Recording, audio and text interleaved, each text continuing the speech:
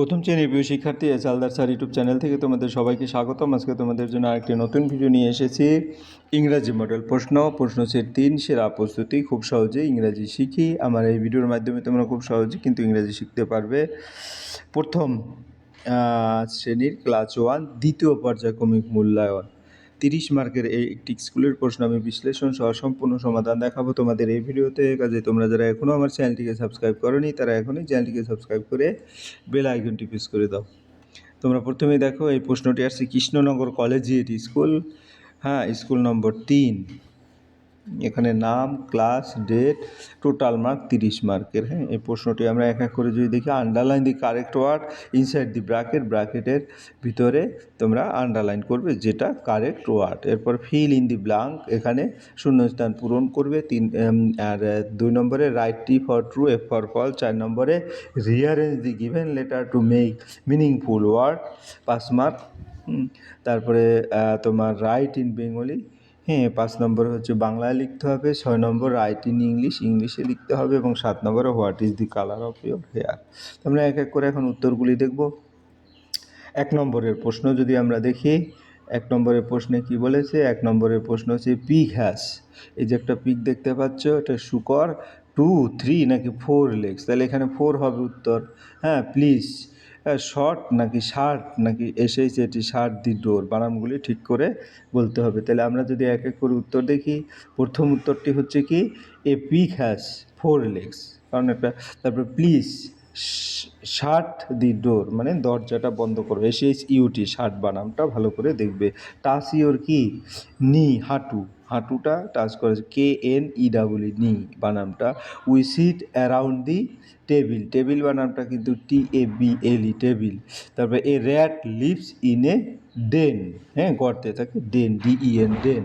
তাহলে আমাদের 1 নম্বরের প্রশ্ন হয়ে গেল। এরপর 2 নম্বরের প্রশ্ন। 2 নম্বরের প্রশ্ন কি বলেছে? Write T for true and F for false. তাহলে প্রথম যদি বলি অ্যান আপেল ইজ ব্লু, আমরা কখনো নীল আপেল দেখি না, এর কাছে এটা একটা ফলস। তারপরে দি হেন লে এগস, মুরগি ডিম পারে, এটা true. Tina is my brother, Tina একজন মেয়ে, তার ব্রাদার হয় না, সিস্টার হয়, এটা false. Green says wait signal is changing, green says wait, green বলে যে তোমার কী হলো, তোমার অপেক্ষা করো, signal is changing, signal change হবে, এটা ট্রু। তাহলে আমরা একটা একটা করে যদি বলি অ্যান আপেল ইজ, এটা false. The hen lays eggs, এটা true. Tina is my brother, এটা ফলস। এবং green says wait signal is changing, এটা ট্রু। এরপর আমরা চলে যাব 3 নম্বরের প্রশ্ন। 3 নম্বরের প্রশ্ন কি? Feel in the blanks. SP এর ভিতরে কি হবে তোমার? চিন্তা করে উত্তর দিতে হবে। তারপরে সি, তারপরে ডি, এরকম করে চিন্তা করে উত্তর দিবে। তাহলে আমরা যদি উত্তর দিই, দেখো SPELL স্পেল, তারপরে CIRCLE সার্কেল, তাই DOOR ডোর, আর ইন্ডিগো INDIGO ইন্ডিগো। এভাবে তোমাদের উত্তর দিতে পারলে কিন্তু তোমাদের এই ওয়ার্ডগুলি তোমাদের বইয়ে আছে, বইটা ঠিক করে পড়লেই কিন্তু পেরে যাবে। এরপর আমরা 4 নম্বরে rearrange the given letter to make meaningful word, FXO, এখান থেকে কি হয় এরকম সবগুলি আমরা যদি দেখি, প্রথমে হবে কি ফক্স, তারপরে এটা গ্রিন, তারপরে BALL বল, আর এটা AUNT আন্ট মানে পিসি, মাসি, তারপরে JUG জক। তাহলে এরপরে আমরা চলে যাবো পরের প্রশ্ন। পরের প্রশ্ন কি বলেছে? পরের প্রশ্ন রাইট ইন বেঙ্গলি, বাংলায় লিখতে হবে। তাই বাংলায় লিখতে গেলে কি হবে? শো মানে দেখাও, ক্রপ মানে ফসল, ফ্যামিলি মানে পরিবার, লক মানে লক, আর ওয়াক মানে লেজ নাড়া। তাহলে আমার এখানে 5টি প্রশ্ন উত্তর হয়ে গেল। এরপর 6 নম্বরের প্রশ্ন। 6 নম্বরের প্রশ্ন কি বলেছে?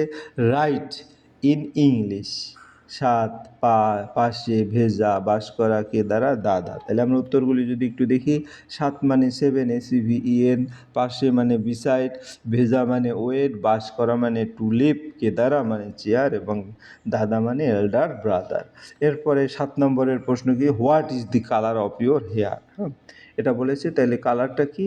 তো যদি দেখি, মাই হেয়ার ইজ ব্ল্যাক, আমার কালারটা হচ্ছে কালো, চুলের কালার হচ্ছে কালো।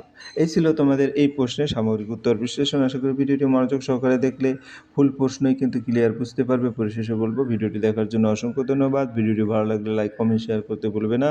আজ এই পর্যন্তই, ধন্যবাদ সবাইকে।